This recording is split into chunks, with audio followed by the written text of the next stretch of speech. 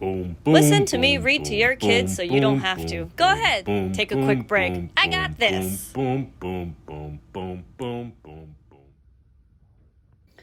Titus's Troublesome Tooth by Linda Jennings and Gwyneth Williamson.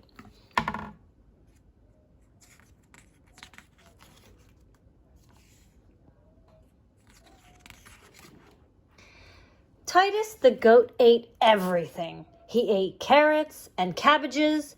He ate dandelions and daisies. He ate prickly, tickly thistles. And he even ate Farmer Harry's underwear off the washing line. Titus absolutely loved eating, until one day he woke up with a terrible pain. He didn't want his breakfast, and he didn't want to munch and crunch on the apples in the orchard. He wasn't even tempted to nibble at Mrs. Harry's nightdress. Titus felt as miserable as miserable as a goat with a toothache. He was a very grouchy, grumbly goat indeed. "That's a troublesome tooth," said Derry the donkey. "Open your mouth and I'll pull it out with my big, strong teeth." Titus shook from his horns to the tip of his tail. "No thanks," he bleated. He ran and grouched and grumbled until he reached the barnyard. "That's a troublesome tooth," said Sadie the hen. "Open your mouth and I'll peck it out with my nice, sharp beak." Titus quivered on all four hooves. "No thanks," he cried.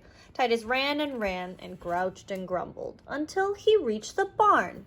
"That's a troublesome tooth," said Polly the cat. "Open your mouth and I'll scratch it out with my long, shiny claws."